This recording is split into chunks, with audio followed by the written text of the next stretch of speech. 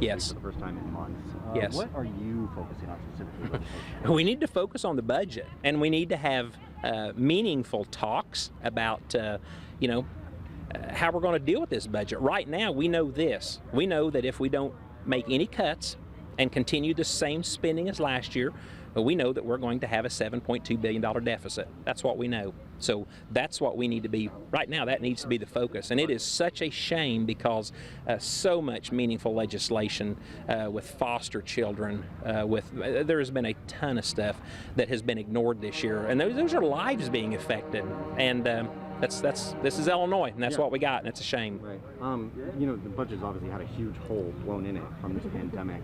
What's your strategy for attacking that, trying to get this balanced by the 31st? Yeah, I don't know how we can balance it because, unfortunately, the Democrats chose to spend an additional $4 billion last year. So they created $4 billion in new spending. So to rein some of that back in, we have to, at some point in time, Illinois state government has got to begin talking about priorities. Priorities like education, like roads, like Medicaid issues with Medicare, with our veterans, with our hospitals, our nursing homes, and disabled children.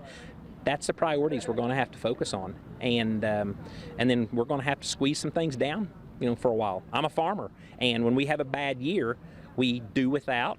There's things we need, we don't get. There's things we have to cut, and it's hard. But the Democrat Party, Speaker Madigan, Governor Pritzker, and everyone that has been voting on these budgets for the last several years, they've put us in this situation, and it's unfortunate. So you're on the ballot in November.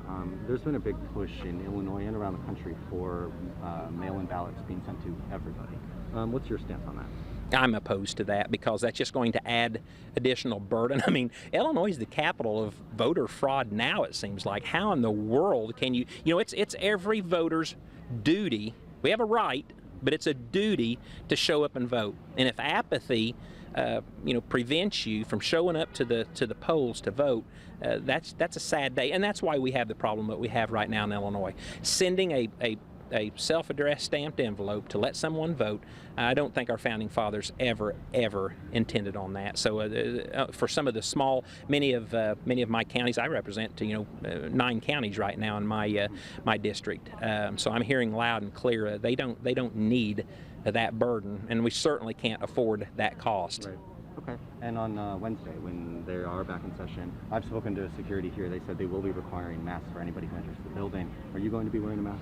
I'm going to be praying for wisdom on that. So no, I don't intend to wear a mask, and I don't think that anyone can constitutionally require that. So we'll see. If it's if a business wants to require that, absolutely. But for a government of the people, by the people, and for the people, to be able to tell you that you can't enter your own, in this case, a government rented facility, no, it's not right. Yes, I am. And what's your first and last name, and can you spell them? Elizabeth Braun, Elizabeth Braun. Okay. And why are you here today, Elizabeth? I am very active in that'll be edited, right? This is all just pre-recorded. Okay. I'm very concerned that this lockdown is creating more ill in the entire nation than it is protective of people who may contract COVID-19. I've said it from the start that I was concerned that the lockdown is going to affect small businesses, that the lockdown is going to affect the schools, education, that there will be people who will be very negatively impacted because of this. I used to own a small business myself, and I could only imagine how devastating it would be if I would not have been able to provide an income for my children in that situation because of this government coming in and telling me that I can't open my business or be open in order to make money. This has really hurt the small business people. It's really hurt the mom and pop shops, the people who've saved and scrimped their entire life in order to put their life savings together to start a business.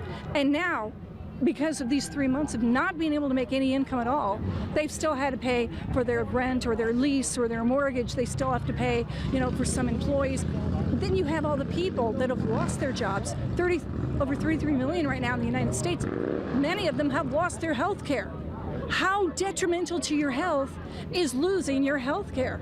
So this has absolutely created much more of a problem than to protect a few people from the COVID-19. And what do you do now for a job? I work for the Christian radio station, WLUJ, and I'm also the Central Illinois coordinator for Mark Curran for U.S. Senate. And so you spoke today on behalf of your station? No. I was just speaking as a citizen and as a representative of Mark Curran. But the one thing that deeply concerns me, my mom and dad both came to the United States from Germany. My great-grandfather was a pastor, and during the Nazi regime, he had his church taken away from him because he refused to allow the local Nazis to censor his sermons before he preached it. My grandparents were outspoken Christians. They went into their local bank, as they normally did. They had good credit. They wanted to take out a small business loan and a small operating farm loan for their farm. And that particular year, it turns out that they were denied. The reason given was that the government had told the privately owned bank not to do business with them because they were Jew lovers. Now, in order to do business, you had to think, you had to act, and you had to behave the way that the government told you that they wanted you to. So you believe that the Illinois government, and by extension the American government, is acting like the Nazis? It is becoming very much more totalitarian in that the government is telling small businesses that they cannot open. I tell you what an essential job is. An essential job is any job that puts food on the table for your family and a roof over your head for your family. That is an essential job.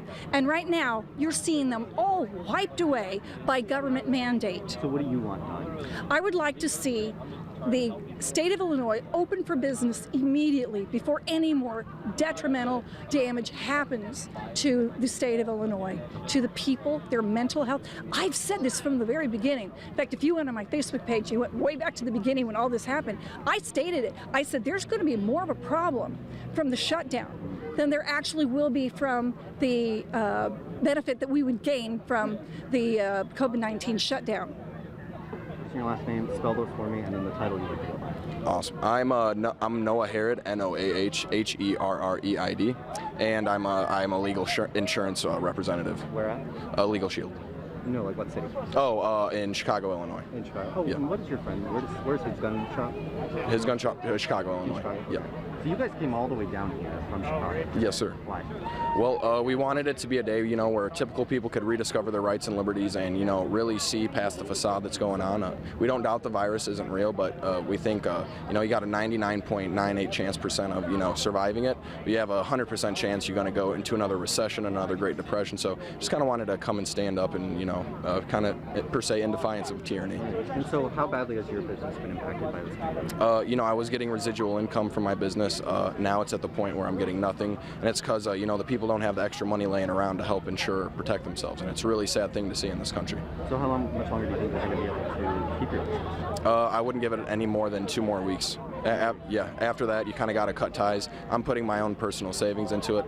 Past that point, it really can flutter. And yeah, absolutely. And your last name, and then can you spell them for me, please? Frank Hermanson, Hermansen. And what do you do, Frank? I'm a master of ceremonies and disc jockey. And why are you here today? I'm broke. How's the stay-at-home order working for you? I'm broke. There's a whole industry out there that people don't realize is out of work. You got caterers, you got vendors, you got photographers, other DJs, people in bands. There's a whole non-essential group out there that hasn't had a paycheck in 2 months. And for some of us, it's not just not earning money, it's having to give back thousands and thousands of dollars in refunds because we're not allowed to go to work. How much longer do you think your business will last? I'll last forever because I love what I do and I'm good at it. But right now, I'm borrowing money off Mom to get through. I'm pretty good with a coin, but giving them all back, June's gone, August is gone, everything's just gone. And you got to do the right thing and give their money back. It's nobody's fault, but I wasn't counting on it. So what do you want done? support local business. I'm not so much political as I'm just broke. Support your local businesses when you can. You know, go to drive-throughs, get your food there. You know, cook a little bit at home, whatever it is. Just remember your local people, the smaller people out here.